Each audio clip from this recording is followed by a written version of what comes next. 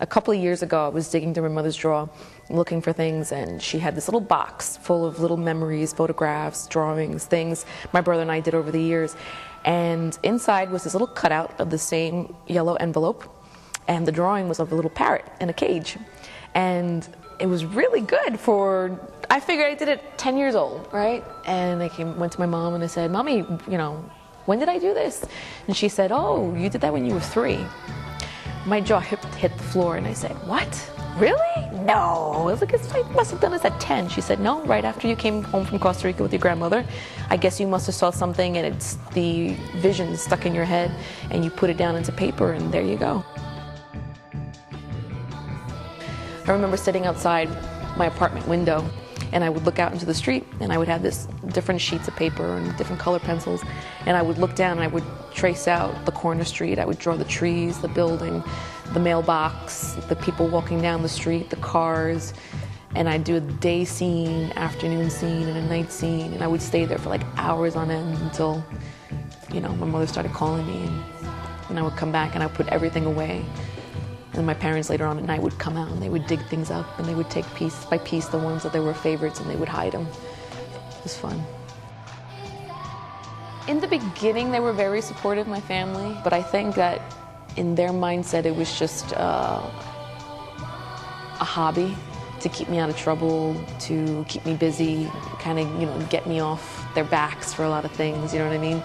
And after a while, once I hit high school and I really wanted to pursue it, it was something I wanted to study, then the support stopped and it became something that I had to do on my own, you know what I mean, and keep searching. And for a while, when I graduated out of high school and I went to college, I went for English literature and a minor in Latin and figured, I'm going to become a teacher because, that's the only thing I'm going to make it. Art isn't exactly something you can do to support yourself and take as a serious career.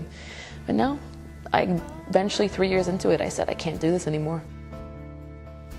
19 was the age for me that really sticks out the most because it was just so many things going on at that point in my life.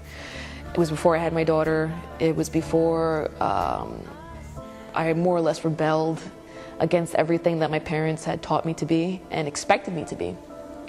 And it was the time that I just said to myself that I'm not who I am.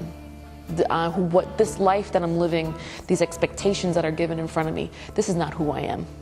I need to break free from it.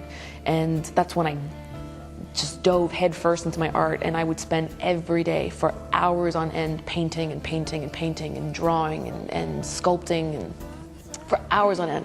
Even on weekends, I would disappear for days because I would be in the park somewhere just sketching whatever I could see, people walking by, the leaves coming down from the trees, or the different textures of the grass, and anything that came into mind.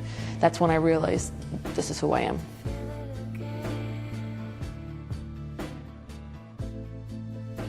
Everyone knows that I have, my daughter's autistic, and she played a very important role in my life. After I had her, everything had changed. I was doing a lot of bad things, and when she was born, it just kind of changed everything. My whole life did a whole 180, and she brought like a little light in my world. But she also showed me that it was okay to embrace the darkness and to embrace all the bad things and to express it in a way that was powerful enough that everybody can relate to it. She has a hard time in socializing with people and learning, and for a lot of people, she doesn't develop as quickly as kids her age. So she will be 5, but she has the mindset of a 2-year-old. So it's difficult for her. Mm-hmm. So she changed everything when she was born. I pretty much left it all behind, and I stopped doing art when I was pregnant with her, and after I gave birth, I didn't touch anything artistic, meaning I didn't pick up any medium, whether it was a paintbrush, it was a pen, to paper, nothing. Like, I completely shut myself out to anything that was creative for a very long time. And when I mean by a long time, I mean for about 3-4 years, which for most people doesn't seem like a very long time, but for me, it was an eternity, because art was my life. Art was everything to me. And there was not a day that I was not creating, whether it was drawing, painting, sculpting, or, you know, it would be writing. And 3 years for a long time for an artist is like starving. You're dying inside. I remember walking in the village by Christopher Street, and there was just this simple graffiti on the wall with all these bright colors and shapes and lines and designs and patterns, and I said, wow. It more or less set like a fire within my soul, and I said, I can't turn my back on this. I can't. I'm miserable. This is not who I am. Art was my everything. Art was my therapy.